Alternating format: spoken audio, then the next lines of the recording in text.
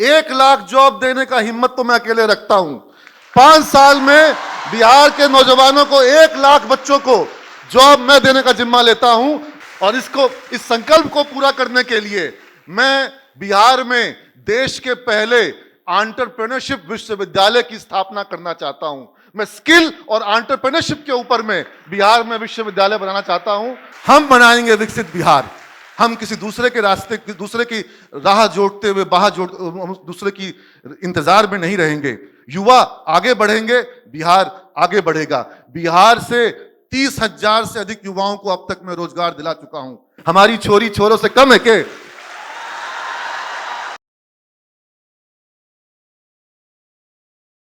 सिमज में ऐसे अनेक अवसर आए हैं जब हमारी छात्रों की प्रतिभा को राज्य के जो वरिष्ठ नीति निर्माता हैं, विश्वविद्यालय के जो कर्ता धर्ता हैं या जो उनके सबसे बड़े संचालक होते हैं, ऐसे लोगों ने आकर के छात्रों की प्रतिभाओं को देखा है और उनको प्रोत्साहित किया है।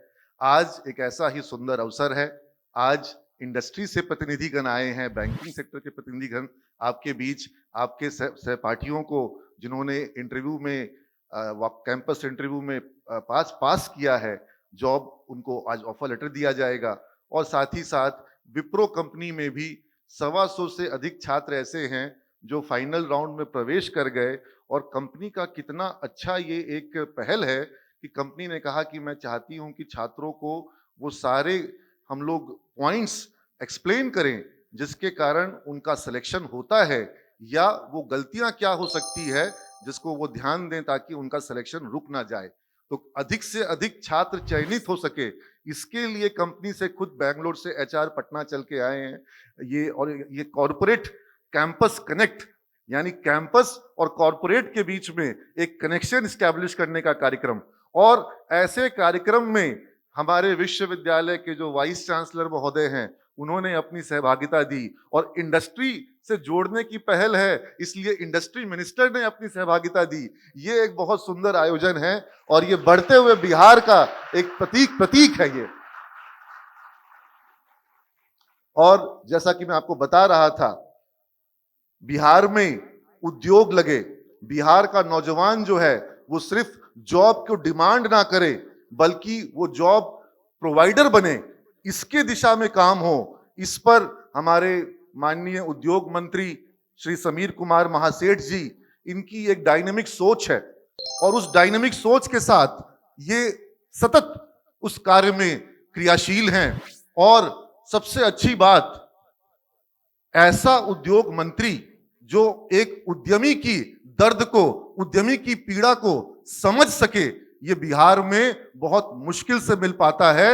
और समीर महासेठ जी, चूंकि इन्होंने अपने जीवन में खुद से उद्यम किया है, ये किसी सरकारी जॉब के आश्रय या कोई नौकरी दे देगा और अपना घर चला लेंगे, उस आश्रय नहीं बैठे, या राजनीति में ये पेशा के रूप में नहीं आए कि राजनीति से कुछ कमा लेंगे। इन्होंने अपना खुद का व्यवसाय स्थापित किया, अपने उद्योग लगाए और अपने आज इनके उद्यमों में पटना और पटना के बाहर सैकड़ों की संख्या में लोगों को ये रोजगार दे रहे हैं, हर माह वेतन देते हैं। और राजनीति इनके लिए आय का माध्यम नहीं है, राजनीति इनके लिए सेवा का माध्यम है। और एक उद्यमी को कहां कहां दर्द होता है, एक उद्यमी जब सरकारी दफ्तरों में चक्कर काटते हुए थक जाता है, क्या पीड़ा होती है, इस पीड़ा को श्री समीर महासेठ जी समझते हैं, इसलिए उसको दूर यही कर सकते हैं। तो क्योंकि इन्होंने एक लंबा जीवन उद्यम का, और उद्यमी बहुत परेशानियां झेलता है। उद्यम की परिकल्पना से लेकर के उद्यम को स्थापित करना और संचालन करना, रास्ते में जय नर उद्यमी लक्ष्मीता की चेरी, यानी कि जब आप उद्यम करेंगे, हिम्मत करेंगे, तो आपको माँ लक्ष्मी का, माँ सरस्वती का आशीर्वाद, वरदान आपको मिलता है। लेकिन बहुत साहस करना होता है और इसी साहस की आवश्यकता बिहार की नई पीढ़ी को है। और वो बिहार की नई पीढ़ी जब ये साहस करे, जब हिम्मत करे, अपना स्टार्टअप शुरू करने की बात करे, तो उसको साथ देने के लिए, उसको हौसला देने के लिए, उसका हाथ पकड़ने के लिए अगर समीर महासेठ जैसा एक गार्जियन, एक अभिभावक उद्योग मंत्री के रूप में बिहार को मिल जाए, तो बिहार के लिए ये एक स्वर्ण युग होगा, ये एक स्वर्ण काल होगा। और बिहार की उद्योग औद्योगिक क्षेत्र में बिहार के आगे बढ़ने की जो एक सोच है, एक सपना है, ये तब तक पूरा नहीं होगा जब तक बिहार का नौजवान उचित रूप से प्रशिक्षित नहीं होगा, उसी उचित रूप से शिक्षित नहीं होगा, जब तक हमारी मेधा शक्ति और हमारी छात्र युवा शक्ति में कौशल का समावेश नहीं होगा, जब तक स्किल डेवलपमेंट नहीं होगा, तब तक औद्योगिक रूप से समृद्ध बिहार का सपना पूरा नहीं हो पाएगा। और इस दिशा में छात्रों को प्रोफेशनल एजुकेशन और vocational education, job oriented education मिले, करियर ओरिएंटेड एजुकेशन मिले, इस दिशा में जो कार्य कर रहे हैं professor doctor R K. Singh ji, तो वो आज इस कार्यक्रम में आए, इस बात का प्रतीक है कि इस जरूरत को वो समझते हैं और अपने उद्बोधन में वो वोकेशनल छात्रों के लिए किस तरह के विचार, किस तरह के उनके मन में परिकल्पना है, किस तरह के उनके मन में जो वो अलग अलग निर्णय लेने वाले हैं, इसके बारे में वो आप लोग के बीच अपनी बात को रखेंगे। पुनः एक बार मैं स्वागत करता हूं, आपने अपने कीमती समय में से आज समय निकाला। आज विश्वविद्यालय में कई सारी मीटिंग है, मुझे भी AISHE की मीटिंग होने वाली है, आज ऑनलाइन पूरे सारे के सारे कॉलेज जुड़ेंगे, उसमें भाग लेना है, तो लेकिन इस व्यस्त कार्यक्रम में भी समय निकाला सर ने, बहुत बहुत सर का अभिनंदन है। ऐसे ही कुछ अवसर होते हैं जब हम चाहते हैं कि हमारे अभिभावक, हमारे जो विश्वविद्यालय के हमारे प्रेरणा स्रोत हैं, वे हमें आ करके हमें प्रोत्साहित करें। और मैं यहाँ पर जब शिक्षा की बात करता हूँ, आज हमारे बिहार से पूरे विश्व में, पूरे भारत में छात्रों का पलायन होता है, उसी बिहार से पलायन होता है जो बिहार नॉलेज कैपिटल था, विश्व का नॉलेज कैपिटल, यानी पूरे विश्व से ज्ञान लेने के लिए छात्र जो हैं वो बिहार आते थे। जब यूरोपीय देशों में अक्षर ज्ञान नहीं था, तब हमारे यहाँ पर विश्वविद्यालय था। और आज की क्या परिस्थिति हो गई है, आज के बिहार में मजबूरीवश छात्र को अच्छी शिक्षा के लिए बाहर, और अच्छी शिक्षा अगर मिल भी रही है तो उसके मन में यह है कि शिक्षा तो यहां मिल जाएगी, क्या यहां रोजगार मिलेगा? तो रोजगार चाहिए। माँ बाप बोलते हैं बच्चों को बेंगलोर भेजेंगे, बच्चों को पुणे भेजेंगे, वहां पढ़ेगा तो वहां रोजगार भी मिलेगा। ये बड़ा एक दुविधा का विषय, डाइकोटोमी हो गया है। मतलब कि आप अपने नौजवान को, अपने युवा शक्ति को बाहर भेज दे रहे हैं, बिहार से मेधा शक्ति का, कौशल का और श्रम शक्ति का, तीनों का पलायन हो रहा है। ना बिहार की मेधा शक्ति बिहार में काम कर रही है, ना बिहार का कौशल बिहार के लिए काम कर रहा है, ये कहीं और जा रहा है, ये पलायन हो जा रहा है। और पलायन सिर्फ मेधा का, सिर्फ ह्यूमन रिसोर्स का नहीं हो रहा है, पलायन पूरे के पूरे एक अर्थशास्त्र का हो जा रहा है, पूरी की पूरी अर्थव्यवस्था का पलायन हो जा रहा है। और इसका खामियाजा आप छोटा सा उदाहरण देखिए, बच्चा 10th क्लास में है, 9th क्लास में है, 8th क्लास में है, माँ बाप उसको कोटा ले जाते हैं और कोटा में जा करके उसको वहां एडमिशन करवा देते हैं, वहां पर वो फीस पे करते हैं और वहीं पर शिक्षकों को सैलरी मिलती है और वहीं पे हॉस्टल होता है, वहीं पे लॉज होता है, फूडिंग होता है, वहां ट्रांसपोर्टेशन होता है, वहां का धोबी, मतलब वहां का कोटा का एक पूरा इकोनॉमी बन गया। और उस इकोनॉमी में आधे बच्चे कहां के हैं? हमारे बिहार के हैं। वहां पर लाखों करोड़ का एक इकोनॉमी बन गई, कोटा शहर में समृद्धि आ गई। और वो समृद्धि कौन दे रहा है? बिहार के नौजवान दे रहे हैं। 50% छात्र कोटा के बिहार से हैं। एक संस्थान में 75,000 से 1 लाख छात्र बिहार के हो गए हैं। तो ये परिस्थिति, हमारे बच्चे और शिक्षक भी हमारे, ऐसा बात नहीं है कि वहां शिक्षक सारे के सारे कोटा के हैं, बिहार के शिक्षक वहां पढ़ा रहे हैं। और उसके बाद वो बच्चा पढ़ने कहां जाएगा? कॉलेज में, वो भी बाहर जाएगा।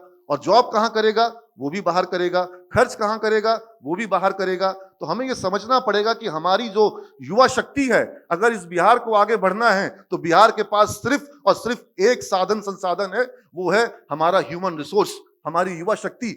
और 12 करोड़ में से 8 करोड़ नौजवान हैं। इस नौजवान युवा शक्ति को अगर हम चैनलाइज नहीं करें, इसको अगर हम प्रशिक्षित नहीं करें, तो हमारा राज्य कभी भी ये डेमोग्राफिक डिविडेंड जो हमारे को प्रकृति ने दिया है कि नौजवान राज्य है हमारा, देश में सबसे युवा राज्य है, विश्व में सबसे बड़ी युवा आबादी आज बिहार में है। और ये हम कमाल कर सकते हैं, पानी में आग लगा सकते हैं, लेकिन यही डेमोग्राफिक डिविडेंड हमारे लिए डेमोग्राफिक लाइबिलिटी ना बन जाए। अगर इस युवा को आप चैनलाइज नहीं करें, इसको आप वर्क ना दें, आज पूरे भारत में हम लोग अपने युवा शक्ति को एक्सपोर्ट कर रहे हैं, अपने ह्यूमन रिसोर्स को एक्सपोर्ट कर रहे हैं, लेकिन जो हम एक्सपोर्ट कर रहे हैं उसका पूरा लाभ नहीं ले पा रहे हैं, क्योंकि हमारा सिर्फ 5% जो वर्क फोर्स है वो स्किल्ड है, बाकी 95% क्या बाहर जा रहा है, जो अनस्किल्ड लेबर है। अनस्किल्ड लेबर कितना कमाएगा और कितना घर वापस भेजेगा? तो हमको जरूरत है कि हम अपने स्किल्ड वर्कफोर्स को बढ़ाएं। और पटना की ये स्थिति हो रही है, माननीय मंत्री जी इस बात से सहमत करेंगे कि धीरे धीरे पटना जो है वो ओल्ड एज होम की तरह बन जा रहा है। माँ बाप पटना में हैं, सारे बच्चे जो हैं, बेटा बेटी जो है वो बाहर पढ़ रहा है या बाहर जॉब कर रहा है। तो राज्य को आगे बढ़ने के लिए युवा शक्ति को हमको राज्य के विकास में योगदान करे, राज्य में कमाए, राज्य में खर्च करे, ये व्यवस्था लानी होगी। इसके लिए क्या करना होगा? और इस सोच पर कार्यक्रम शुरू हो गया है, इस सोच पर काम शुरू हो गया है। राज्य में आईटी सेक्टर का विकास हो, राज्य में सॉफ्टवेयर डेवलपमेंट पार्क बने, राज्य में आईटी पार्क बने। और मुझे यहां बताते हुए अत्यंत प्रसन्नता हो रही है, माननीय मंत्री जी ने स्वयं ये सुविधा दी कि बिहार के उद्योग विभाग के बियाडा के जितनी भूमि है वहां पर आईटी पार्क बन सके, आईटी पार्क को भी भूमि मिल सके। इस राज्य को सॉफ्टवेयर इंडस्ट्री की जरूरत है। आज भारत में सबसे बड़ा जो एक्सपोर्ट है वो सॉफ्टवेयर का है, आईटी सेक्टर का है। सबसे ज्यादा dollar revenue foreign exchange India में आईटी सेक्टर लाता है, सबसे ज्यादा जॉब क्रिएशन आईटी सेक्टर दे रहा है। अगर ये आईटी सेक्टर बिहार में ग्रो कर जाए, और उसके लिए यहां पर बहुत कुछ है लेकिन फिर भी ग्रो नहीं कर पा रहा है आईटी सेक्टर, और मैं यहां पर दुख के साथ कह रहा हूं कि मंत्री जी, बिहार में आईटी सेक्टर ग्रो नहीं कर पाएगा। क्यों नहीं कर पाएगा? क्योंकि आपका फोकस, सरकार का फोकस जो है वो आईटी सेक्टर को बुलाने में है। यहां आईटी सेक्टर के प्रतिनिधि हैं और इनके बॉस राजीव जी को, अनुराग जी याद होगा, आपके जो कंट्री एचआर हेड थे विप्रो में, उनसे मेरी बात हुई। मैंने उनको रिक्वेस्ट किया कि आप सर बिहार के हैं, एक अच्छा डेवलपमेंट सेंटर जहां पे 20-25 हजार बच्चों को जॉब मिले, बिहार में क्यों नहीं खोल देते हैं? उन्होंने कहा कि बिहार में नहीं खोल सकते हैं। मैं चाहता हूं कि बिहार में खुले, लेकिन बिहार में नहीं खोल सकते हैं। क्यों नहीं खोल सकते हैं? बोले बिहार में टेक्निकल इंस्टीट्यूशंस है नहीं, बिहार में तकनीक की शिक्षा नहीं है। हमारा आईटी सेक्टर कहां खुला देश में? सबसे पहले कहां विकास किया? तो बोला बेंगलोर में विकास किया। तो बेंगलोर में क्यों विकास किया? बेंगलोर में तकनीक की शिक्षा थी, वहां पर 30-40 अच्छे इंजीनियरिंग कॉलेजेस थे, अच्छे गवर्नमेंट कॉलेज, अच्छे प्राइवेट कॉलेजेस का चेन था, और उसके कारण वहां पर टेक्निकल एजुकेशन प्राप्त लोग थे, और जहां लोग थे वहां कंपनी ने डेवलपमेंट सेंटर खोल दिया। आप बिहार में पहले इंडस्ट्री को बुलाना चाहते हैं, इंडस्ट्री पहले नहीं आएगी।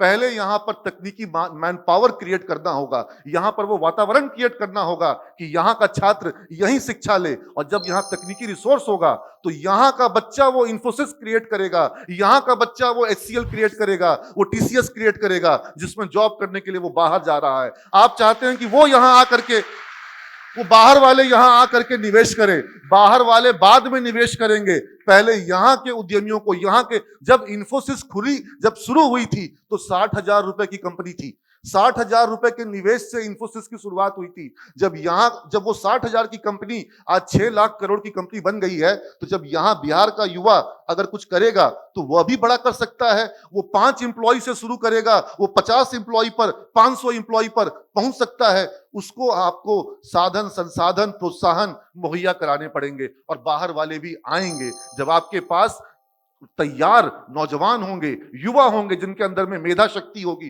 कौशल होगा, तो कंपनियां तो तुरंत यहां पर अपने डेवलपमेंट सेंटर खोलेगी, क्योंकि उनको यही युवा तो चाहिए, यही युवा तो उन कंपनियों को कमा के देंगे। तो सबसे पहले यहां पर तकनीकी शिक्षा, professional education, management education, vocational education, इसको सबसे पहले लाना पड़ेगा।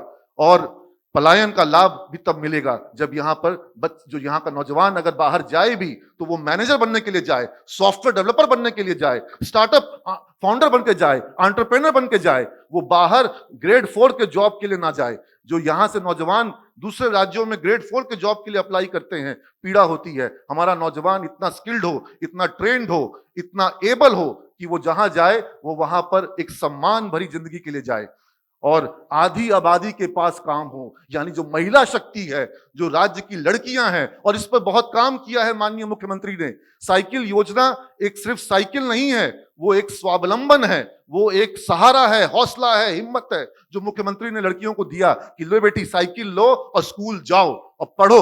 और लड़कियां पढ़ लेगी तो पूरा परिवार पढ़ लेगा। बिहार की जो समस्याएं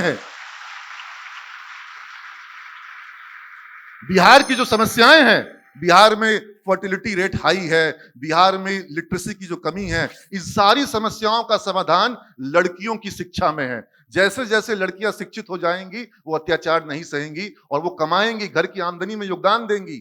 तो इस पर काम करने की आवश्यकता। लड़कियों को माँ बाप बोलते हैं कि साइकोलॉजी ले लो, सोशियोलॉजी ले लो, हिस्ट्री ऑनर्स ले लो, सब अच्छे विषय हैं, लेकिन मैं कहता हूं कि लड़का इंजीनियरिंग करेगा, कंप्यूटर साइंस पढ़ेगा, तो लड़की काहे नहीं कंप्यूटर साइंस पढ़ सकती है? तुम लोग कंप्यूटर साइंस में पीछे हो क्या?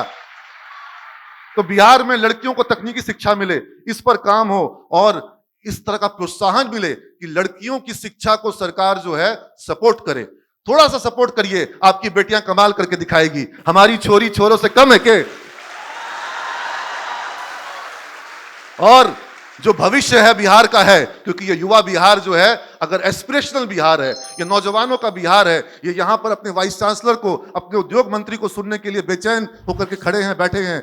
ये समझिए ये बिहार का विकास चाह रहे हैं और यही लड़के अपने कंधों पर, ये किसी नेता के भरोसे भी नहीं है, ये अपने कंधों पे बिहार को उठाने को तैयार हैं। और जब ये बिहार का युवा अपने कंधों पर इस राज्य को लेकर के आगे बढ़ने को तैयार हो जाएगा, तो फिर ये राज्य इस देश का हर एक पैरामीटर पर, हर एक पैमाने पर अग्रणी राज्य बन सके, ये संभव हो पाएगा। हम पहले अग्रणी थे, हम वापस अग्रणी बन सकते हैं और हम बनाएंगे विकसित बिहार। हम किसी दूसरे के रास्ते, दूसरे की राह जोड़ते हुए, दूसरे की इंतजार में नहीं रहेंगे। युवा आगे बढ़ेंगे, बिहार आगे बढ़ेगा। बिहार से 30,000 से अधिक युवाओं को अब तक मैं रोजगार दिला चुका हूं। मजबूरी ये है, पीड़ा ये है कि ये रोजगार मैंने उन्हें बिहार से बाहर दिलवाया है, बिहार के बाहर उनको जॉब में भेजा है। मैं बाहर भेजने वाले में से एक हूं। मैं चाहता हूं कि जब मैं कॉल सेंटर ट्रेनिंग देता था 2004 में, मैं बिहार से सैकड़ों हजारों बच्चों को, इन्हीं की विप्रो कंपनी की, उसमें कंपनी हुआ करती थी विप्रो स्पेक्ट्रा माइंड, बाद में वो विप्रो दक्ष को ओवरटेक किया गया, स्पेक्ट्रा माइंड बनी, फिर विप्रो बीपीओ बना, फिर वो विप्रो टेक्नोलॉजीज में मर्ज कर गया शायद। तो उस कंपनी में हमने सैकड़ों की संख्या में 2004 में बच्चों को जॉब लगवाया था। लेकिन मेरी पीड़ा थी कि क्या बिहार में बच्चों को रोजगार मिल सकता है? और मैंने एक ऐसा कॉल सेंटर शुरू किया जहां पर 400 लोगों को जॉब दिया था। रिलायंस कंपनी का पूरा इनकमिंग कॉल जो था स्मार्टफोन का, वो हमारे यहाँ आता था। स्मार्टफोन बंद हो गया, रिलायंस का, आरटीएल का, वो कॉल सेंटर बंद हो गया। और उसके बाद मैंने शिक्षा के क्षेत्र में, जो उच्च शिक्षा के क्षेत्र में, ट्रेनिंग के साथ एजुकेशन के क्षेत्र में मैंने अपना कदम रखा। और मुझे यहाँ की जो पीड़ा दिखाई पड़ती है, मुझे ऐसा लगता है कि इस पे बहुत काम करने की आवश्यकता है। लेकिन यहाँ पर कॉर्पोरेट सेक्टर का मुझे पूरा सहयोग मिल रहा है। उस समय विप्रो स्पेक्ट्रा माइंड हमारे यहाँ से बच्चों को जॉब दे रही थी, आज विप्रो टेक्नोलॉजीज हमारे यहाँ से बच्चों को जॉब देती है। 296 बच्चों का इस साल का प्लेसमेंट हुआ विप्रो कंपनी में। अब तक 1800 सिमेजियन विप्रो के अलग अलग सेंटर में काम कर रहे हैं। मैं पुणे चल जाऊं, बैंगलोर चल जाऊं, हैदराबाद चल जाऊं, नोएडा जाऊं, हर जगह सिमेजियंस हैं विप्रो में। और तुम लोग जब जाओगे विप्रो में, तुमको वहां तुम्हारे सीनियर्स मिल जाएंगे तुम्हारा स्वागत करने के लिए, तुम्हारा हैंड होल्ड करने के लिए। और विप्रो को तुम लोग साधारण बात मत समझना कि विप्रो में तुमको जॉब मिला, कंपनी तुमको अपने खर्चे पर बिट्स पिलानी से एमटेक का कोर्स करवाएगी, तुमको कंपनी 2-3 लाख का पैकेज देगी। लेकिन इसी जॉब को करके तुम इतना सीखते हो कि तुमको 23 लाख का पैकेज मिलता है, तुमको 37 लाख का पैकेज मिलता है, तुमको 1.25 करोड़ का पैकेज। विप्रो में सिमेस से जो छात्र गया था उसको रैक स्पेस नहीं दिया, तो विप्रो वो लॉन्च पैड है जहां से तुम्हारा जो मंगलयान है वो उड़ान भरेगा। तो विप्रो को तुम अपने करियर का लॉन्च पैड की तरह लोगे, 5 साल विप्रो को दोगे और उसके बाद आईटी सेक्टर में तुमको जो उड़ान भरनी है, विप्रो तुमको तुम्हारे पंख में जान दे देगा। और एक ये छोटा सा क्लिप मैं दिखाना चाहूंगा सिमेज के बच्चों का किस तरह का काम हुआ है और सिमेज किस तरीके से। ये आवाज आ रही है क्या? सिमेज ग्रुप ऑफ इंस्टीट्यूशंस, जिसका उद्घाटन बिहार राज्य के मुख्यमंत्री श्री नीतीश कुमार के द्वारा वर्ष 2009 में किया गया था। इसकी स्थापना ही इस उद्देश्य से की गई थी कि राज्य में युवाओं को आत्मनिर्भर होने में, स्किलफुल होने में और अपने पांव पे खड़े होने में मदद करेगा। 1 दशक से ज्यादा के पड़ाव में सिमेज राज्य के लोगों की उम्मीदों पर पूरी तरह से खरा उतरा है और आज राज्य में मैनेजमेंट तथा आईटी की वोकेशनल उच्च शिक्षा के लिए अभिभावकों तथा छात्रों की पहली पसंद बन गया है सिमेज। और उसकी वजह है कि पढ़ाई, रिजल्ट और प्लेसमेंट में सबसे आगे है सिमेज। बिहार राज्य के सभी कॉलेजेस के प्लेसमेंट को अगर एक साथ मिला दें तो भी अकेला सिमेज समूह का प्लेसमेंट है सबसे बढ़कर और सबसे ज्यादा। अभी हाल में ही हुए आईसीआईसीआई बैंक के प्लेसमेंट ड्राइव की बात करें तो इस 2 दिवसीय प्लेसमेंट ड्राइव में सिमेज समूह से 259 छात्रों को जॉब मिला है। देखिए, नजारा मैं आपको दिखाता हूँ, जो नजारा बिहार में सिर्फ सिमेज में दिखाना पॉसिबल है। कि जितने बच्चों को जॉब मिला है उसको पूरा हॉल भर गया है। आप ग्रुप फोटोग्राफ नहीं कर सकते हैं। मैं कहा ग्रुप फोटोग्राफ करूँ बच्चों का, क्योंकि इनको किसी जगह खड़ा करेंगे तो सबका फोटोग्राफ आ ही नहीं पाएगा। पूरा हॉल भर के बच्चों का प्लेसमेंट ये सिर्फ नहीं पॉसिबल है। तो पीछे खड़े हैं।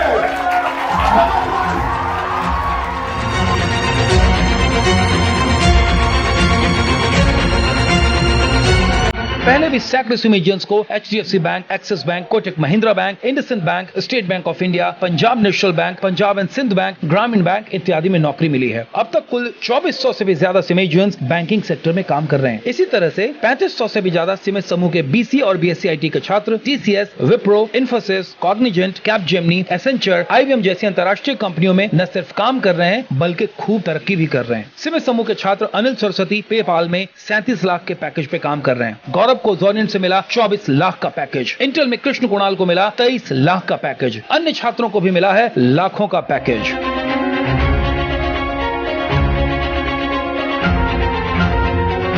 अगर पढ़ाई और रिजल्ट की बात करें तो उसमें भी सिमेज समूह के छात्रों ने गाड़े हैं सफलता के झंडे। साल दर साल हर साल सिमेज के ही छात्र होते रहे हैं विश्वविद्यालय टॉपर और पाते रहे हैं गोल्ड मेडल माननीय राज्यपाल महोदय के हाथों से। वर्ष 2020, 2019, 2018, 2017, 2016 हर साल सिमेज के ही छात्रों को मिलता रहा है गोल्ड मेडल यानी स्वर्ण पदक। सिमेज समूह के छात्रों की इस अद्भुत सफलता के पीछे कारण है सिमेज समूह की पढ़ाई, अनुशासन और हर एक विश्वविद्यालय कोर्स के साथ कराए जाने वाले कुछ स्पेशल कोर्स। जहां सिमेज समूह में सोमवार से शनिवार तक रोज 5 से 7 घंटे की पढ़ाई होती है, वहीं हर एक कोर्स के साथ कुछ एड ऑन कोर्सेज भी कराए जाते हैं। ये सभी एड ऑन कोर्सेज इंडस्ट्री की वर्तमान और भविष्य की जरूरतों के अनुसार बनाए गए हैं और ये एड ऑन कोर्स हमारे छात्रों को रखते हैं इंडस्ट्री की जरूरतों के अनुसार हमेशा तैयार और उन्हें रखते हैं सबसे आगे। और यही तो वजह है कि आज राज्य में सिमेज के बराबर कोई नहीं, कोई हाथ पकड़ने वाला नहीं। सिमेज में BCA तथा BSc IT कोर्स के साथ छात्रों को पढ़ाया जाता है advance web development package, advance जावा package, robotics, Android app development, big data, Hadoop, Linux, cloud computing, ethical hacking, digital marketing, computer hardware networking, MCSE, CCNA और साथ में कराई जाती है MC Entrance की preparatory classes। वहीं मैनेजमेंट यानी BBA, BBM तथा BCom प्रोफेशनल के छात्रों को कोर्स के साथ पढ़ाया जाता है diploma in customer service, diploma in retail management, financial marketing, computer accounting यानी Tally, entrepreneurship development, digital marketing, rural marketing, taxation, payroll management और साथ में कराई जाती है कैट मैट और बैंक PO की भी तैयारी। तभी तो सिमेज के छात्र रहते हैं हमेशा सबसे आगे। सिमेज की उपलब्धियों की वजह से सिमेज को प्राप्त हुए हैं कई प्रतिष्ठित पुरस्कार, जैसे सिमेज को केंद्रीय मानव संसाधन मंत्री भारत सरकार के द्वारा प्रदान किया गया है अटल श्रेष्ठ संस्थान का पुरस्कार। आईमा यानी ऑल इंडिया मैनेजमेंट एसोसिएशन द्वारा most emerging institute for management education का पुरस्कार मिला है। SHM द्वारा मिला है best B school of India East का अवार्ड और इसके साथ ही मिले हैं कई अन्य पुरस्कार। साथ ही टाइम्स ऑफ इंडिया के द्वारा सिमेज को दिया गया है एक्सीलेंस इन एजुकेशन का पुरस्कार और इसे चुना गया है बिहार में IT और मैनेजमेंट के नंबर 1 संस्थान के रूप में। तो ये बिहार का सिमेंट नंबर 1 बनेगा। सिमेंट नंबर कौन बनाएगा? और बिहार से जो छात्र बाहर जा रहे हैं, इस माइग्रेशन को रिवर्स माइग्रेशन करने के लिए मैंने एक संकल्प लिया है। बिहार के यशस्वी युवा उप मुख्यमंत्री महोदय श्री तेजस्वी यादव जी ने कहा कि मैं बिहार में 10 लाख छात्रों को रोजगार दूंगा, जॉब दूंगा। और उनका ये सोच जो है वो ये है कि भाई बिहार में नौजवानों को, बिहार के गरीबों को, पिछड़ों को सिर्फ सामाजिक न्याय नहीं बल्कि आर्थिक न्याय भी मिलना चाहिए और युवाओं को सशक्तिकरण हो। तो उन्होंने 10 लाख युवाओं को जॉब देने का संकल्प उठाया है और उस काम में वो मिशन मोड में लग गए हैं। माननीय मुख्यमंत्री पूरा उसमें साथ हैं। लेकिन मैं यहां छोटी सी गुजारिश करूंगा कि सर 10 लाख जॉब आपको देना है, 1 लाख जॉब देने का हिम्मत तो मैं अकेले रखता हूं। 5 साल में बिहार के नौजवानों को 1 लाख बच्चों को जॉब मैं देने का जिम्मा लेता हूं। बाकी 10-20 लाख जो है सरकार वो वातावरण क्रिएट करे, सरकार लोगों को सरकारी जॉब मुहैया कराए, प्राइवेट सेक्टर को प्रमोट करे, बिहार में इंडस्ट्रियलाइजेशन लाए, उद्योग लाए, इंडस्ट्री लाए। जॉब्स तो क्रिएट होंगे ही होंगे, लेकिन जब बिहार के युवाओं को प्रशिक्षण दिया जाएगा, स्किल दिया जाएगा, तो वो नौजवान जो है वो भी बिहार के विकास में अपना योगदान देगा। और 1 लाख बच्चों को रोजगार देना, यही मेरा टारगेट है, जो मैं मिशन लेके चलता हूं, मेरा मिशन का फिगर है अभी कि अगले 5 सालों में 1 लाख बच्चों को रोजगार देना है और तुम सब उस 1 लाख में शामिल हो। और इस संकल्प को पूरा करने के लिए मैं बिहार में देश के पहले एंटरप्रेन्योरशिप विश्वविद्यालय की स्थापना करना चाहता हूं। मैं स्किल और एंटरप्रेन्योरशिप के ऊपर में बिहार में विश्वविद्यालय बनाना चाहता हूं।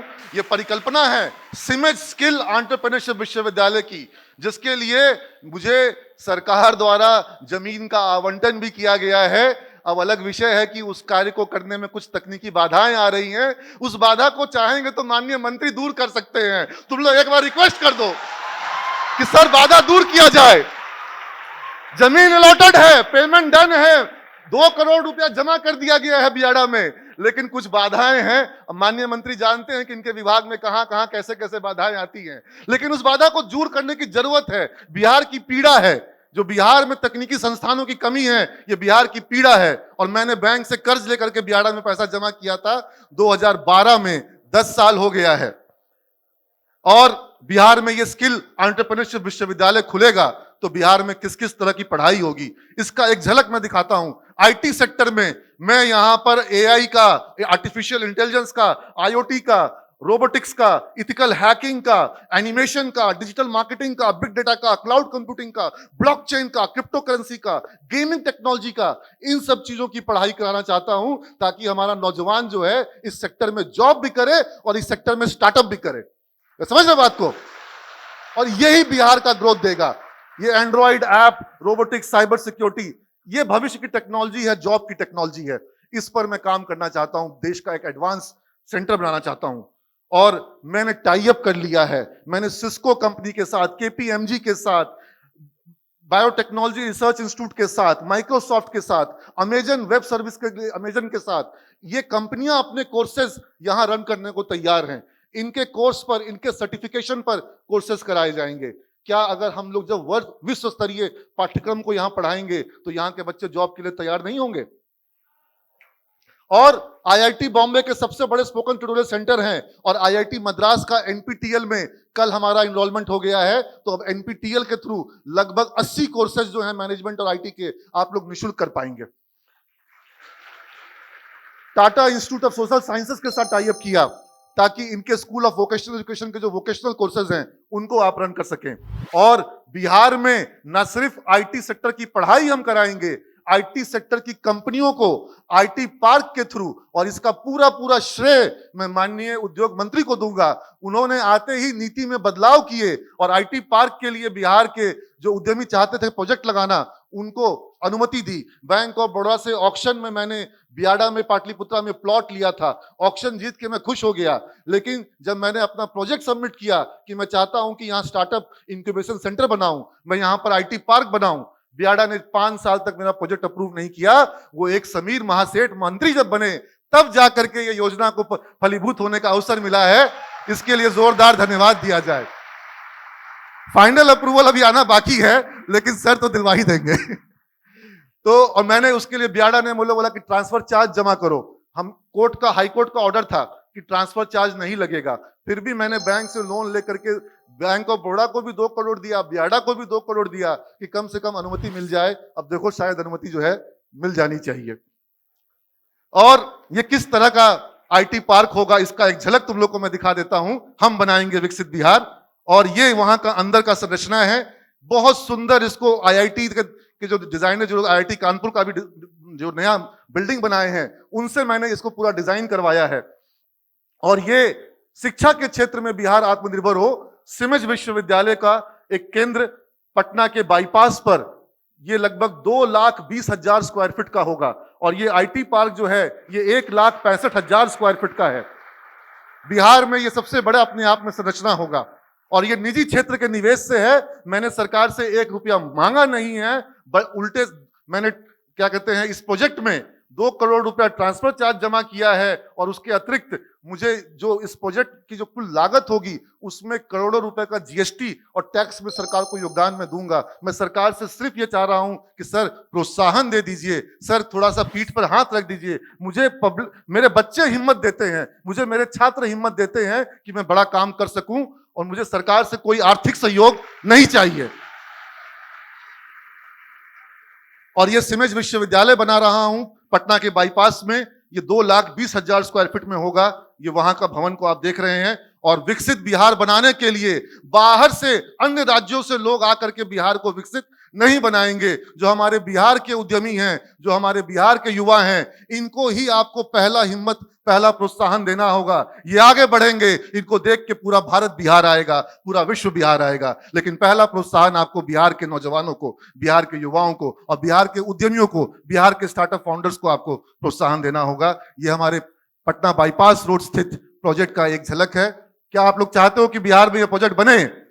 एक बार जोरदार तालियों के साथ। और बिहार का नौजवान बेस्ट है, बिहार का युवा शक्ति जो है वो बेस्ट है। जब मैं बोलूंगा, जो मैं बोलूंगा उसको आप रिपीट करोगे। मैं बोलूंगा आई एम द बेस्ट, आप लोग क्या बोलेंगे? I am the best, I am the best, yes you are the best. Thank you so much. Thank you so much for your inspiring words.